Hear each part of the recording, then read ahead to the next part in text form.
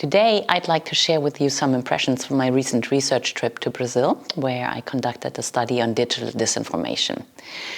Now, as you all know, digital communication has completely transformed the way in which information is produced, transmitted, and consumed. And what we have been observing over the past years is that there are rising levels of disinformation, of hate speech, and of polarizing content circulating on digital platforms. And that poses a threat to democracy and societal peace worldwide. When it comes to the question, what can we do to combat or even better to prevent disinformation, the simple and quick answer often is, we need content regulation. But this narrow focus on the regulation of online content is problematic for several reasons. The first reason is that legislative processes are very slow compared to technological advances. And so even the best law or the best legal provision that we may have today on the regulation of online content can already be completely outdated tomorrow because it has been overtaken by technological innovation. The second reason why the narrow focus on content regulation is problematic is that it fails to consider that the way in which digital disinformation emerges and also the way in which it impacts society is highly context dependent. So this depends on a number of factors, for instance, on the general social setting, the social cleavages and conflicts in a society. It depends on the setup of the media landscape. It depends on the political environment, and it also depends on the transparency and the capacity of national institutions. And so if international development cooperation wants to take effective measures to combat disinformation, then it needs to really look at this bigger picture and to adopt a more holistic perspective. My research was supported by Prodigies, which is a project funded by the European Union that facilitates the international exchange of knowledge between researchers who work on topics of digitalization and sustainable development. I started my research in Rio de Janeiro, where I was hosted by our partner institute, the Getúlio Vargas Foundation, Fundação Getúlio Vargas, or short FGV. There, I had the opportunity to meet and exchange with a team of the Applied Research Laboratory of FGV's Media School, the DAB Lab, where researchers use state-of-the-art technology to monitor and analyze the Brazilian political debate as it unfolds live on social media. Olá, eu sou Vitor Piaia, professor da Escola de Comunicação, Mídia e Informação da Fundação Getúlio Vargas. Aqui no laboratório DAP Lab, nós fazemos monitoramentos do debate público e político nas redes sociais em diferentes plataformas. Monitoramos desde Facebook, Twitter, Instagram, TikTok e todas as plataformas em que as pessoas discutem temas importantes para a sociedade dentro do ambiente digital.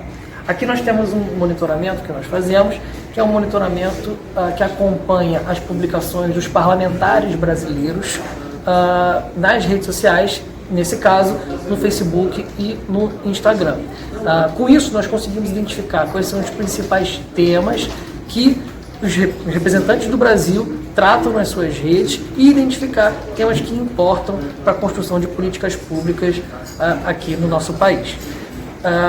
Eu acredito que esse trabalho que nós fazemos, ele tem uma importância muito grande porque ele traz informações que não são fáceis de serem obtidas nas redes sociais e ele ajuda a entender possíveis tendências e fluxos de desinformação que acabam tendo impacto na forma como as pessoas entendem o país e formam suas preferências.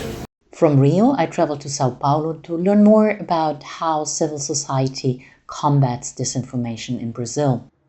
I talked to representatives of different civil society organizations, such as, for example, Artigo 19, the Brazilian chapter of Article 19, which is an international human rights organization that works on topics related to freedom of expression and access to information around the world.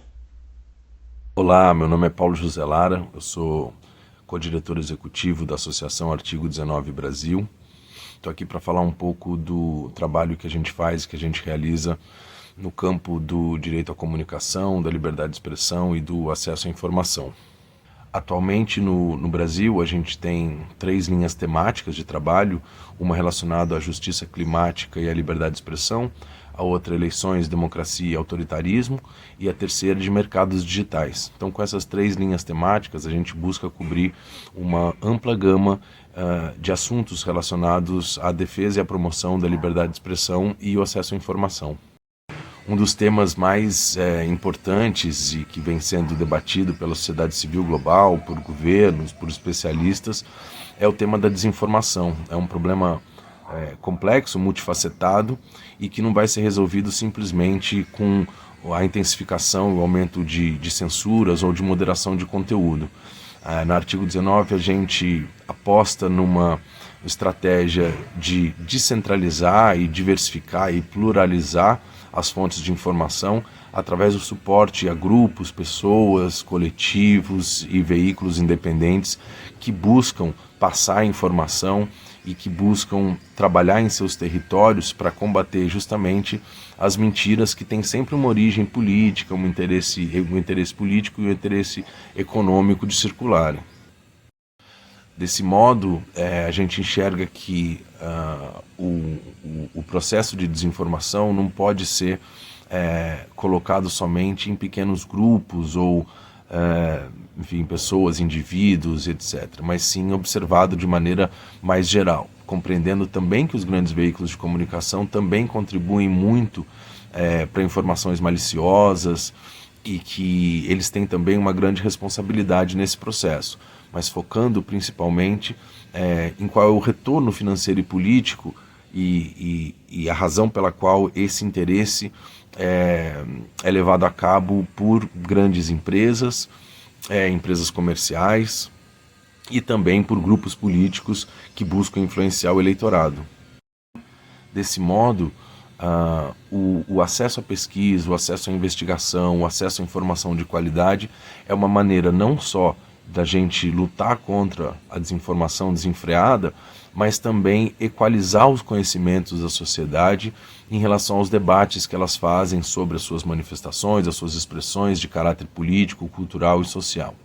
Assim, o reforço à liberdade de expressão e o acesso à informação também ajuda a sociedade a ser uma sociedade mais harmônica, ser uma sociedade mais dialógica e que compreende polos opostos sem precisar necessariamente censurá-los.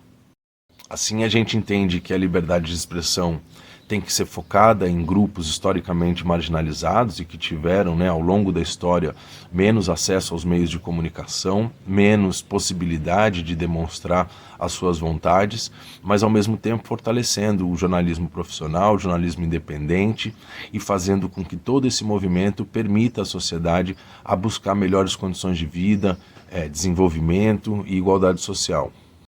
In São Paulo, I also visited Transparência Brasil, a non-profit organization that works to promote the transparency and the integrity of Brazilian institutions and public policies. Olá, meu nome é Marina Atoji, eu sou diretora de programas da Transparência Brasil. A Transparência Brasil é uma organização não governamental criada em abril de 2000, justamente com este mote de que a transparência e o acesso a informações é uma das melhores ferramentas para combater a corrupção no país. A corrupção no país é uma questão muito premente, muito presente, no cotidiano, inclusive, dos brasileiros, e em especial na política. E o acesso a informações públicas, quando a Transparência Brasil foi criada, era muito precário. Hoje em dia a gente tem um avanço muito grande, muitas vezes em parte pelo esforço da Transparência Brasil. Por exemplo, a Transparência Brasil teve um papel fundamental na aprovação da Lei de Acesso à Informação brasileira e agora tem um papel fundamental na implementação, no avanço da implementação dessa legislação, por meio de diálogos com o governo, diálogos com o Congresso, diálogos com outros atores da sociedade civil que podem reforçar essa missão. E então a gente tem esse viés aí para acesso à informação e transparência pública. Também atuamos na agenda de integridade, ou seja, na criação ou aperfeiçoamento de processos, de legislações e de práticas no poder público para que haja menos janelas de oportunidade para a corrupção acontecer e mesmo para a ineficiência do Estado. E também atuamos bastante na área de controle social. Desenvolvemos plataformas de tecnologia cívica em que a gente facilita justamente o acesso do cidadão a informações importantes, como execução orçamentária, execução de políticas públicas, para que as pessoas também possam verificar se os seus interesses e os seus desejos estão sendo atendidos propriamente pelo poder público.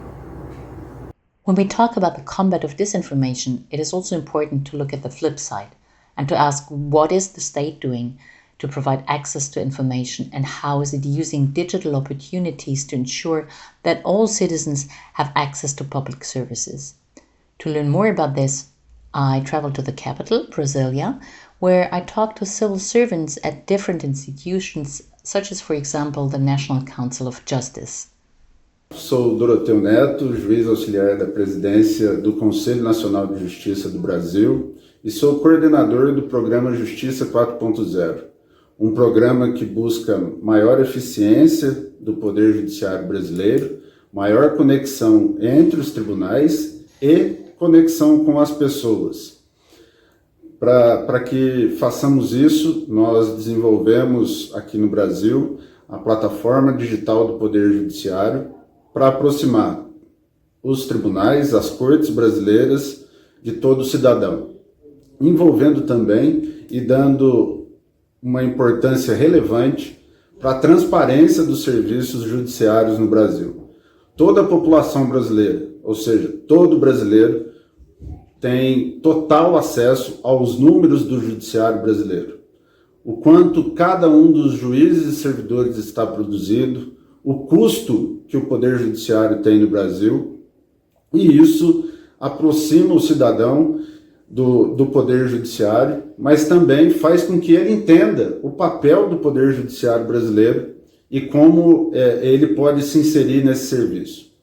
Com a nossa plataforma, nós criamos várias ferramentas para aproximar o cidadão do Poder Judiciário. Ele pode desde fazer um requerimento de um simples documento, até mesmo ingressar com um novo caso no Poder Judiciário, muitas vezes sem advogado, utilizando as nossas ferramentas do balcão digital e do ponto de inclusão digital. O balcão digital é um ponto de acesso de qualquer telefone celular, de qualquer computador em todo o território brasileiro, que a população consegue acessar todos os serviços do Poder Judiciário. Mas aqui no Brasil nós temos uma importante massa de pessoas que está na linha da pobreza ou abaixo da linha da pobreza. Isso implica dizer que eles são excluídos econômicos, excluídos sociais e também excluídos digitais. Para essas pessoas, o Conselho Nacional de Justiça pensou no ponto de inclusão digital. Ponto de inclusão digital é um local onde não há sede do Poder Judiciário, onde não há um prédio do Poder Judiciário, mas que há uma estação de atendimento ao cidadão e ele pode ir até aquele local e fazer a sua reclamação com funcionários, com servidores treinados para esse fim. Isso implica dizer que, por exemplo, em Roraima e em Rondônia e no Acre hoje, nós temos atendimento do Poder Judiciário no meio da Floresta Amazônia, em todos os municípios. Isso não quer dizer que o Poder Judiciário brasileiro abandonou as suas viagens e as suas atividades itinerantes, porque o Poder Judiciário brasileiro vai também até essas pessoas.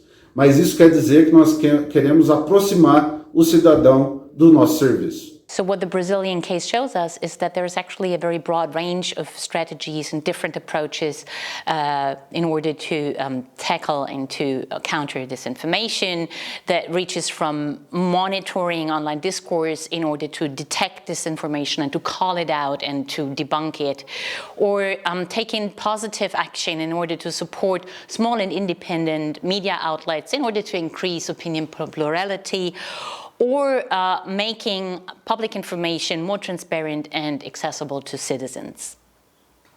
However, what is important to realize is that none of these strategies or initiatives are quick fixes that, will work wonders overnight, but instead take years to build and to become effective. And this in turn means that investing in the integrity of the information space really is a long-term commitment that international development needs to take seriously and needs to prioritize.